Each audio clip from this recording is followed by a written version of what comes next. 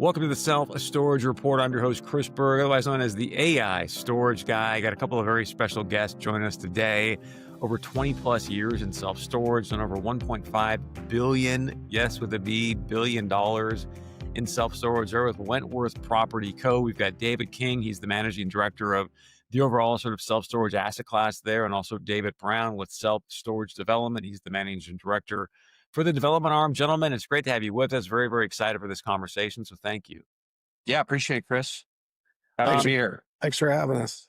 David King, I'm going to start with you. And I actually it's interesting. I want to start sort of at the end this time, do something a little bit different in this pod. But because you both have got such tremendous experience, I'm curious, David King, for yourself, which, by the way, this should be fun. I'll just say David, and you guys can just sort of take what you want. Yeah, you can say Dave. You can say Dave or DK or DB. You know, we sort of settled a long time ago that I'd shorten up to Dave and he could stick with David.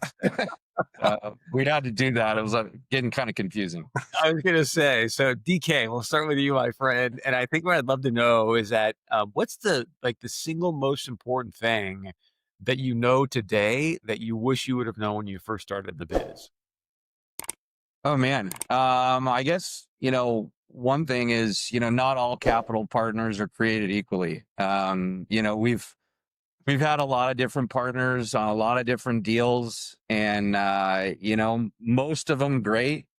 Some of them, we probably aren't running back to do more deals with. But when you start out in this business, you kind of take what you get. But I would just say, yeah, not all capital is created equally. Can we dive into that a little bit more, guys? I want this to be like we're sitting around having a cup of coffee. So, David Brown, if you want to jump in and ask questions or kind of give him an elbow rub or something, please do so. But either one of you, let's dive a little bit more in that conversation, because I just think it's such an intriguing piece where oftentimes guys are like, "Hey, you're going to give me the money to go do the deal? I'll go do it." And maybe don't realize they're calling everyone, "Hey, we need the X right now." And you're like, "Wait, what? We're just about to get into our lease up, and lease is going to be this is where the growth phase is." And no, we want to sell. So, tell me more about what you're saying specifically as far as capital partners. Yeah, I think, after, Wentworth, we're now a little over 10 years into this sort of venture as a group. And when you start out, I had a little bit of a track record for my previous company, but, I wasn't the guy dealing directly with our equity and capital partners at my old firm. So when we started this up, I sort of had to be on the front line to, who would be giving us money and how that money was treated. And is it long-term? Is it short-term? Is it development money? Is it, higher risk, higher reward? Is it go find value-add acquisitions? And uniquely with our company, we've done a lot of all of it. So that means usually partners are one or the other, not both. So We've got development capital that is a little higher risk, a little higher reward. And then we've got, value add acquisition capital for, top 50 MSAs. And, that's a little less risk, a little lower reward, but more of an aggregation strategy of putting properties together and then looking for the market to dictate when we go to sell them. Then we've also got sort of a secondary market strategy where you need a little bit higher return, right? Because you're more likely to get potentially built into, or maybe the average household incomes are a little lower than, some of the more infill markets. So your criteria is kind of have to change. In those secondary markets, we look for kind of bigger, higher net rentable properties because it gives you higher gross income. And in a world where our expenses continue to just grow and grow and grow, and those ratios that we got so comfortable with that are growing, where we used to spend 35% of our gross income on expenses, and now we're lucky to probably beat 50%. Still good, but different, taxes have been a challenge in that regard. Insurance is a challenge when you start going to markets down in the Southeast. You've got more risk related to weather and things. So, it's just we've put together all these different partners for different types of deals, which is great because it means no matter what the broker brings us, we've got the right capital to do it if it fits the box that's kind of built around that partner. Yeah. I'm going to come back to the capital piece in a moment. DK, DB, that I want to bring in the conversation. Same question for you. Give us a little bit of idea of your background as well in the business. And then if there's one thing you're like, man, if I would have just known this, that would have made it when I first started. Yeah, that's a great question. I've been in commercial real estate for 20 years and self-storage for about 13, and I don't want to do anything else the rest of my life. But I think the one thing that, the look back is, I think pre-COVID, we probably wish we would have hung on to a little bit more at the end of the day. But, you can't predict those cycles. And we were thinking that we were trying to get to probably the back half of the cycle in 2019. So we kind of took our foot off the pedal a little bit on development and seeking sites. Once COVID hit, it kind of changed the whole market, right? Rents went through the roof, occupancies went through the roof. So there was this big rush to start finding more sites again. Man, you guys bring up such great points. This podcast is gonna go in a lot of different directions. So Yeah. the But development I mean, there were several deals, especially right when COVID hit, that I think there was just some genuine fear on in general. And there were some really good opportunities, stuff that we see here locally that we wish we would have probably, executed on a little bit heavier. But, you can't predict those things. There's always an ebb and flow in real estate. So it's just timing. you can't predict those things. And yet what I really want to get at today, because as you guys both know, and you listen to the REIT, earnings calls and whatnot, like development clearly is going in a different direction now than it was, just even a few years ago. So my question for you guys, with your experience and your ability to see the patterns more adeptly than most people, when you see, hey, look, I know supply is going down, even though rates maybe aren't underwriting today, do you guys start to salivate from a development standpoint and go, look, I just know I got to get some shovels in the ground because these are going to be great assets? Or are you more like, hey, I want to mitigate risk. The rates aren't where they need to be. It's just not penciling. I'm just going to be patient and wait. Yeah. Yeah. I think we see it as an opportunity right now. I think we'll be, when we sort of slowed down our acquisition pipeline in probably like Q2 2000 or 2023, we sort of bulked up the development pipeline, and DB's right. I mean, we look back, and I think if you got in storage in the 90s, you wish you got it in the 80s. If you got in the 2000s, you wish you got it in the 80s. If you got it in the 2010s, you wish you got it in the 80s, right? I mean, we missed on some deals, no doubt, and we sold some stuff early, but they were still wins for us. And for a company like ours that does a lot of transactions, we have to keep up with a lot of deposits and a lot of due diligence costs. And, our partners are sharing some of that, not all of it. Kind of depends on the size of the deposits and the amount of costs associated. But yeah, it's looking back, we wish we did more. And we continue right now to see it as an opportunity, like you alluded to. It's a kind of an inverse of what we're used to in storage, where our in-place rates are just a lot better than our asking rates. So 85% of our our stability or occupancy is paying a lot more than the 5 to 10 that we're cycling on a monthly or every other month kind of basis. And our customers that we're losing are worth a lot more to us than the customers that we're bringing in. We think that that's sort of trending back the other direction to where, it's just your street rate is this and your concession is this, and that burns off after a year if they stay that long. And we think we're sort of trending back to that. So I guess the critical point for us is, even though we're building into a tough street rate market, we're trying to build the right product in the right location. We're not as high necessarily on, multi-level as some groups are. We'd almost rather buy a little more land and deliver 1 or 2 story stuff that we can charge more for because of the convenience of it. And, making sure that we deliver the right product for the market that we're in and for the specific site that we're on. You're not going to see us chasing rooftops with, 3 and 4 story product. We just don't think that's the right stuff for that tenant in that market. So I would say that's what we say a lot, is that we take a lot of pride in being sensitive about what we build and where we build it. Even if it's a market where there's, a little more supply than we like, we'll go in there and we'll build the product that the other people don't have, so that we can fill up faster, because you can do a lot with occupancy. You can't take it to the bank, but you have a lot of leverage, once you're full with your lenders, with your rates. So that's kind of critical in this market, is to get full fast. which gives you some options. If you're just sitting on the wrong product for the wrong market at, 20, 30, 40% occupied after a couple of years, I think that's where we're starting to see some distress and some problems. And knock on wood, we've been pretty good about not getting into that situation.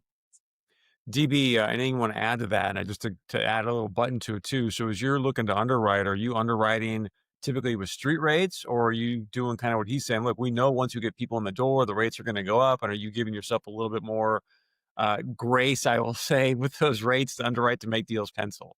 Yeah, and that's a really good question, because if we were new to the business and let's just say we had 6 acres that we wanted to build a self-storage facility on, you start understanding what the cost is to construct, which feels like it's every bit of 100 to 110 these days, and you got to have a really strong rent to make that pro forma pencil. And if you look at most REIT managed or owned properties, you're going to see a rent that's 30, 40, 50 cents a foot. And how do you make a, 10 to $20 million decision based off of seeing those rents? So it's been, we're pretty fortunate that we've got, great relationships with public and Extra Space, and we can, ask some questions and get some intel on what, the true rent is within the market. But you gotta have that insight into it, because if you're just perusing online, it makes it very challenging. And then the last thing too is there's just we just see that the climate controlled is a great thing to have, particularly in hot markets like Arizona. But to have the traditional drive up unit, or a slightly even larger unit, bigger than like a 10 by 40. We're building some units right now that are 1,200, 1,500 feet that have man doors. So they're playing to, the small business operators out there. Those things get gobbled up quick, and those tenants, that's valuable space for them. They can't find that anywhere else. So, understanding what the rent profile is for that is critical. Wow. So are you integrating those bigger spaces into a typical self-storage asset? Or are you doing more small bay flex or? Yeah. Yeah. And in fact, we've got one being built right now in Estrella, and it's got, larger 12 by 50 units that are actually going to have man door access next to the storage door. So it's kind of a different, but you can't do an entire facility of that, right? I mean, I guess you could if you wanted to, but it's just hard to get them to pencil. So there's a little gut instinct on knowing that we're going to be able to get a good enough rent to make those units pencil, right? So what is I appreciate about what you both are saying is it sounds like you go into a market and you kind of go, okay, what's the need of this market? How do I meet that need with this particular project? I'm curious, how do you reverse engineer that? Because a lot of guys you talk to, they're just sitting in Excel docs and going, hey, look, how do I make the numbers work for me? Rather than I'm hearing you guys say, hey, look, we got to make sure that this fits the market. What's your process for that? A perfect example would be our Buckeye property. I mean, you've got a tremendous amount of growth going out in Verrado. StoreQuest built a beautiful self-storage facility right at the entrance. It's a big 3-story. We owned a drive-up facility down the road, and everybody wanted drive-up for their toys, for whether it's the UTVs, motorcycles, you name it. That's what they wanted. So we ended up buying 5 acres, and we made the business decision just to do single story. It's got climate controlled single story, but it's all single story drive up at the end of the day. So we're going to be delivering that in May. So it's yet to be seen if it'll be successful. But, our market intelligence out there was people wanted drive up, right? But so do you guys have a marketing arm that's literally calling up people in the community and saying, hey, we're going to build this. What do you want? Or what's your... If you want to call Dave and I getting in the truck and go out and talking to managers, the marketing arm, I mean, that's what it is. That's the kind of intel you got to go out and get, right? You can't just look at it on Google and make a $15 to $18 million business decision based off of just what you see on a computer. You got to get out there and talk to managers and see what's going on in the real world. I want you to dive deeper in that because I think there's been a lot of projects, and this is just anecdotal. I can't prove this to you, but I think there's been a lot of guys that are like, they just saw these, 4.5 caps being, bought and thought, hey, I can go put up some steel and I'm going to make money, not thinking about the market at all. And so if you wouldn't mind, go a little bit deeper on what you're doing to assess the market and make sure that you've got a good product market fit. Yeah, I mean, I can give you an example, and it's kind of back to what Dave was saying about, touring a really nice facility in a really nice market that's occupied, and we'll go talk to the manager and be pretty transparent, honestly. Like, we don't want to come in here and anywhere near you and ruin your business. So, like, what don't you have that you get asked for? And in that case out in Verado, I think the manager told us he had maybe a 4 or 5 page, over 100 people begging him to add some drive up space and some parking and canopied space. And we're not boat and RV guys. We're not flex space guys. We're not multi-level guys. We're not single story guys. We kind of do it all in one if we can. If we spend the money to get someone through the door, worst case scenario for us is we don't have the type of unit to accommodate whatever that need is. Frankly, if you give people what they need, they'll stay for a longer time, and you'll have more flexibility on, modest rent increases, and they'll stay. For storage is just still what I love about it is just not that expensive compared to what people pay for on a, monthly basis.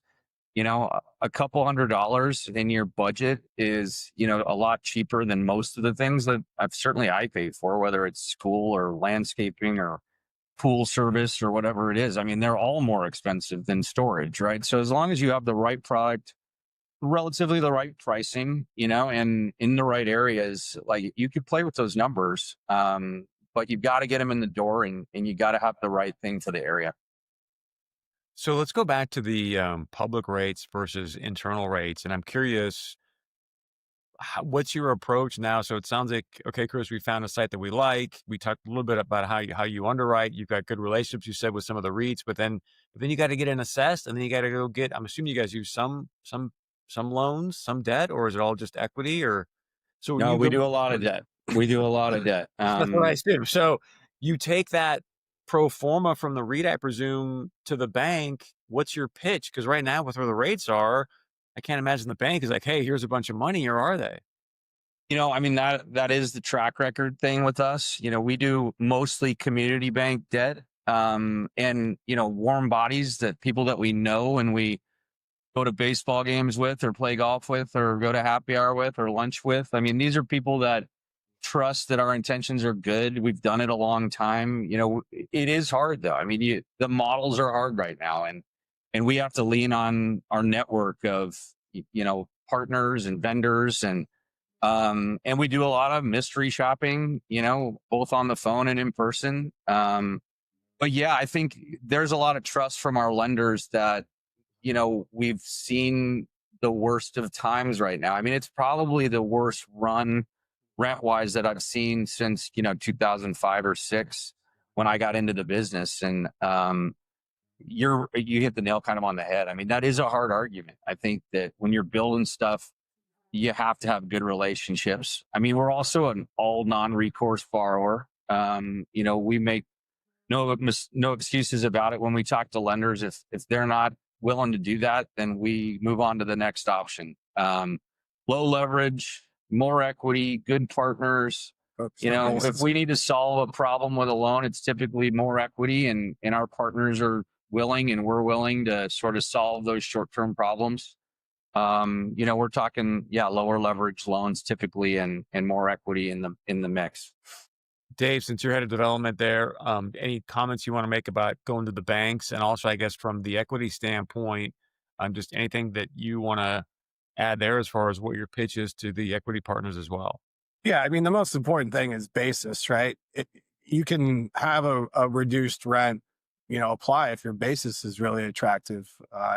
If your basis is super high and you're not seeing those rents, it's not going to pencil. So we focus heavily on that, and making sure that we're not overpaying for lands, even in spots that we may really want to be. It's just a critical part of the pie. So, most of our lenders are repeat lenders. They have an understanding of where things were and where things are going when it comes to the self-storage rents. So it makes life a little bit easier now. I mean, 8-9 years ago, it was a little bit more challenging. It was certainly challenging coming out of COVID. A lot of the banks just wanted deposits, which was very extreme deposits where it just wouldn't work for us. So we've been able to get through it. It's been good, but yeah, it's got to focus on the basis. Let's hear some anecdotes where DK, you mentioned, hey, not all capital partners are created equal. Like, not to call anybody out, but if you want to just maybe share some stories where, hey, we went in thinking this, and now we're probably not going to go back to that kind of situation. Like, what did you mean by that specifically, and what would you suggest Yeah. people be aware I of? mean, DB can touch on this too, but I mean, one that comes to mind is a Southern California asset that he spent a lot of time getting zoned and entitled and permitted, and our partner just got cold feet and said sell it, and uh, they had the right to do that, and we took it to the market and sold it, and we look back and wish we still owned that one. I'll just tell you that. I mean, we're real focused on demographics and 3 mile bodies and 3 mile income. And I mean, that one was 300,000 people in 3 miles, and it was a bear to get done. And, the guys that own it now, we know because it's a small world, and they love to remind us or thank us again for selling it to them, but, we've done that too. Right. So you have to think about, we've sold some stuff at times where the guys that bought it thought they were making a great buy, and they'll remind us also that, they're not looking forward to buying more from us. Sort of joking, but, timing means a lot, like it always has. And, that is just sort of a lack of discretion that we had with that partner, where we went to them and said, guys, I think this is a mistake. I think we should hold on to it. We got it this far, let us build it. And they just said, our fund is ending, and we see some risk with the market right now. So dump it, and, that's happened a couple of times, not a lot, but we've earned the partners that we have today through what we went through the first 8 years of being in the storage business as a group. And we got to be a little pickier when we went to pick our new partners. And one of the guys we work with now, or one of the groups we work with now, we did a bunch of stuff with 5 or 6 years ago. They sort of got cold feet. We went and found a new one, and now they're back saying, guys, we want to do more. And we're like, well, guys, we found someone new. And if they say no, we're happy to come back to you and do deals with you because we like you. But, we got to go with the date that brought you, and we're very loyal, very transparent. I mean, we're great buyers. That's another thing, not to get off track, but we get that comment from sellers and brokers a lot, is that they love doing deals with us because we're just very transparent through the process of the deal. And if something comes up, we don't sit on it. We get on a call and get it out, and we work through it. And I think people appreciate that. We certainly appreciate it when we're selling, so we're very transparent. And I think that has served us really well when it comes to sellers picking buyers. They'll say like, hey, I just heard nothing but good things about transacting with you guys. And I don't know anything about this other guy. He's willing to pay me a little more, but surety of close is as important as ever right now. So that's the thing we're really proud of too, the transparency and the relationship we've built both on the selling and buying side. Yeah, DK, thanks for mentioning that. DB, I want to get your thoughts on this, but I just want to throw in here. That was one of the things I always appreciated about the late, great Sam Zell, where he'd say, you know what, I would always leave some meat on the bone, right? Because I don't want to do just one deal with you. I want to do deals for the rest of my life. And I think that pays dividends, pun intended, obviously, if you just do the right thing with the right people, and you can build these kind of lifelong relationships. So, DB, anything else you want to add to what DK was? Yeah. DB to DK, anything else you want to add? I mean, we're very fortunate now to have the capital partners that we do. I mean, they bring a lot to the table and educate us, more on different things that we're not thinking about. So we're very lucky in that capacity. But it's everything is a learning lesson in life, right? And you got to just be open-minded and think about the trials and tribulations that you go through, and realize that you don't want to end up being like that particular capital partner, right? For whatever that's worth. So, we try to be gracious and overly nice sometimes to our detriment, but it's worked out for us. And I think we'll always be that way. So, it's like a perfect example when we had that piece in Gilbert under contract, and, you guys were up the street developing, and it just didn't feel like we should fight against you guys. So, that's where we ended up being able to do a transaction with you guys. Yeah, I think that was like before my time, but I've done a lot in there. But I remember having those conversations with the team. Just things went really, really well with you. We hope you feel the same way about us. And it was like, hey, these are good guys and people we want to spend more time with. So, Absolutely. um, couple more things, and I think it's always fun and easy to learn from stories. So you guys can go either way on this one, but I'll give you a couple options here. So what's a deal that you thought, oh man, this is going to be a home run, and it just went the complete opposite? Or a deal maybe you want to talk about, and you're like, man, I don't know. You did it and it went way better than you anticipated. Yeah, I mean, I'll weigh in first, and then DB can jump in. But if we've made any mistakes, and knock on wood, we honestly have done a really good job of minimizing issues and challenges with partners or lenders or projects. And the one thing I think we're real cautious of now is the conversion world. We've probably done as many as most groups in the last 10 years. And one in particular, maybe two, the quality of the building got away from us. Buying a building, LA Fitness or something well located that was built in the 90s or 2000s has proven a lot easier than going back to, old, something in the 50s, 30s, 40s, these old buildings that you can find that are really cool.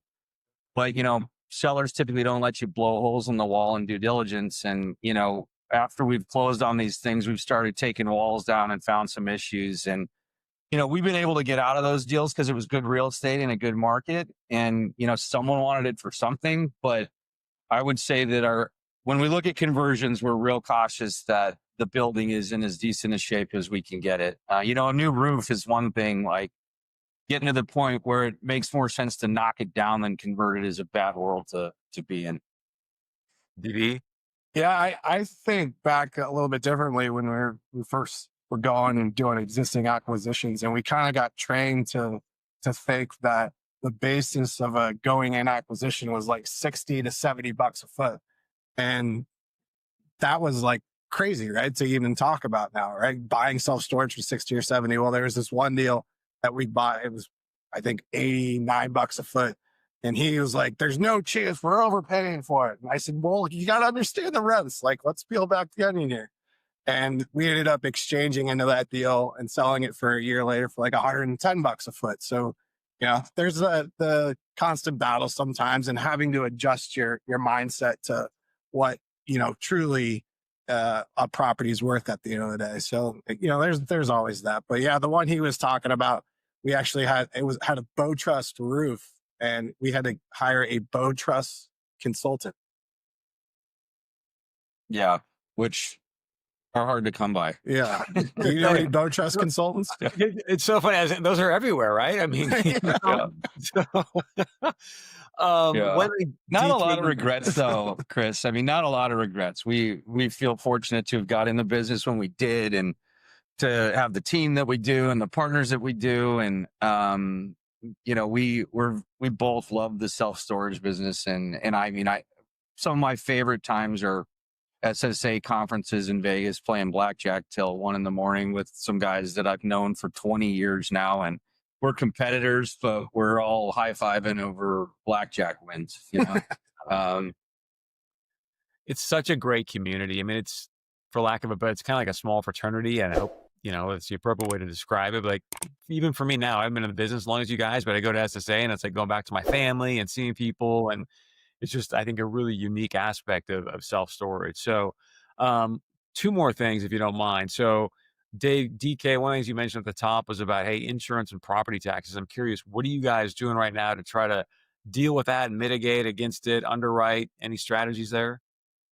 Yeah, I mean, we always hire a company like Ryan to help us going into an acquisition or, even development deals, to give us their thoughts on worst case, best case, most likely on taxes. We've got guys on our team that really understand that side of the business. We love hiring people with tax backgrounds and accounting backgrounds, and just saves us some calls a lot of times. But, so I would say we use resources wherever we've got them to help us identify what those numbers will look like on assessments or not, or, um, then on insurance, we're fortunate. Well, we use a lot of third party managers, whether it's Q Public or Extra. We used to be with Life for that, merger acquisition. And, a lot of times they'll allow us, and I don't know if they do this for everyone, but they'll allow us to jump onto their master policies where they've got some scale. And, we can insure our stuff through their policies. So that saved us some money in some cases. And then we've got a great insurance relationship too locally here. Frankly, they kind of came in with, we brought them in early, and they've sort of learned the insurance business as we've grown and gotten better and better at it. And for the most part, they're pretty good at finding us the best competitive pricing out there that we can get. We may not like it, but we feel like it's competitive, whether it's higher, probably higher than we want it, but it's still, as good as you're going to get it. I was going to say, it's just kind of one of those animals. We don't buy anything in San Antonio anymore either. Say it again, DB. Oh, the property taxes in Bexar, Berg County, is that what you're saying? Berg, yeah, Berg County. Oh, Berg County, yeah. In There's Texas, a couple right? places. yeah. Yeah. There's a couple markets that we aren't real focused on. We'll just, say that. Yeah, Colorado's been really hard on us. Texas and places has been hard on us, not everywhere, but in a lot of places. It's so fascinating to hear you say that, because so many people, as you know, left California for Texas thinking, oh, this is going to be great. And then they get their property tax bill and they're like, yeah, you know what? Maybe Cali's not so bad. So yeah, we've had that happen for sure. all right, last question, gentlemen, just to be respectful of your time. I'd love to have you back because there's a lot more to discuss. Is that over the next, I really want to hear your thesis. So you can take 5 years, 10 years, but just sort of a longer term thesis, bullish or bearish self-storage. And what's your thesis as to why? Yeah, I'm bullish. I've been the guy that got a little pessimistic at times, and just when I think, I know what's going on, something happens in the world to change it. So we'll just keep doing deals. We'll keep buying, we'll keep selling. I think as we get bigger and more experience in this business, we're sort of shifting from traders to more, hey, mailbox money is a good thing too. And, it's nice because we've got a couple longer term hold partners. We've got a couple more opportunistic partners. So, if you look 10 years out, I'd love to say that, we've got 30, 40 properties that we're just going to hold and keep for a while and make sure they're in the right areas and they're the right product for the market. And then we'll go play in the secondary and, some of the more class C and B stuff that we can value add, and, put portfolios together and flip them to guys that are looking for, cash flow and scale. And I love doing a little bit of everything, but I wish we had more for the long haul. So I think that's kind of my goal, is to be picky about which properties fit that box. But 10 years from now, I'd love to be involved in, 30, 40 properties that, my kids will make money off of someday. So we definitely have to have you guys back. So there's way more I want to talk about. And again, just to be respectful of your time, just one quick nugget question, DB, and if both you guys can take this. So as you're talking about buy and hold, what are you guys ultimately solving for? Are you solving for an IRR? Are you solving for a multiple? Yield on cost is probably our biggest focus, right? Especially on the development side. If we're not getting an 8, that we're moving on. Yeah. You also have to have, mechanisms in your joint venture agreements to where if you end up differing, your goals end up differing from your partners, there's ways to, crystallize promotes or put call, hey, we know you want to keep it. We're not trying to make you get out of it. Let's get an appraisal and you can buy us out at this number. But we're real careful in our joint venture agreements, and we spend a lot of money in attorney's fees to make sure that we've got protection for both us and for our partner in case our goals end up changing. So good. DB, for you. Yeah. Lastly, I think it's just having some mutual respect when it comes to developing. We're just seeing rampant abuse of guys building, 1,000 feet, a half mile, a mile away from a class A. And it didn't used to always be that way. There was mutual respect within our industry where somebody wouldn't just plant a 3-story right across from you. So I hope it gets back to that, but it's definitely a huge concern for us moving forward on site selection. We're probably not going to be chasing rooftops as hard as we have probably the last 4 years. Being a little bit more picky about infill sites. So it's very difficult to find those. As you know, they take a long time to get through just on the entitlement side, and then you got to get it permitted. So that's kind of my outlook. I just hope that comes back to the industry a little bit, because frankly, I would imagine a lot of our competitors feel the same way. Yeah, one more. Just Go to ahead. add real quick to it. I mean, I think a lot of people have got really reliant on, online tools. The way I was taught at my previous company was, if you're wondering, go down to the city and ask them, because we've had this happen lately where, we figure out, we check Yardi, nothing there. Then all of a sudden something pops up and we go back and they didn't report it to Yardi, or they waited too long, or Yardi didn't pick it up. And, I don't blame that guy necessarily. Because if the data is not out there and you're not looking in the right places, and that kind of stuff happens. So I just always advocate for people to, not just rely on, online tools, even though they're super helpful and they're getting better and better as time goes by, but to go do the work, go down to the city and ask them, and, just make sure, what's going on in the market. I just want to put a button on this and we'll wrap it up, is that we're kind of our own worst enemy in the biz. And what I mean by that is that, there's been so much capital, and I hear more and more funds want to have at least some allocation, that 4 or 5% of their fund in self-storage. There's going to be more capital coming in, which is going to probably increase the pricing, right? So I think you, as a developer, you see some of these things, again, exiting at 4, 4.5, 5 caps, and you're like, well, if that guy can do it, I can do it, right? And then you're like, well, I'll just go build it and someone's going to buy it, but that's not the case. And so just quickly, your thoughts on, do you agree that we're kind of our own worst enemy in the biz? Yeah, I do. I think, there's some deals that we've done, and if they weren't the right product, I think we'd be in some trouble on them. And, so yes, I think we're cautious. We hope that other people are being cautious, but again, there's enough business out there for everyone. It's just doing it the right way. Yeah. Last word, DB, we'll start with you. Anything else you want to add or share we haven't talked about? I'm good. This is great. Thanks for having us, Chris. It was awesome. DK, anything else you want to add or share? No, yeah. Thank you for inviting us, and we look forward to the next one. Thank you. I think we're saying that because I could keep going, but I was like, hey, let's begin, because there's a lot to discuss. Yeah. You know what, DK, like you said, the market's probably going to change and blow up anyways. We're going to have a conversation when it does. So, well, one of the topics we didn't touch on that we could revisit is sort of, all partners kind of require different info from us, like from an asset management standpoint. And, we're working pretty hard with some of our operators to help them develop tools that allow us to give our partners what they want. And, they're all different, right? So we've got a lot of feedback, and we're in the mix right now on sort of helping those guys deliver us what we're asking for, so that they can stop hearing from us and we can stop hearing from our partner. And I think the data is a good topic and a big thing that we need to be looking at going forward. And, let's get on the horn and talk about it. Thank you. If anybody wants to reach out to you guys, what's the best way they can do that? Yeah, mine, we're both easy. dking at wentprop.com, dbrown at wentprop.com. Visit our website, Wentworth Property Company.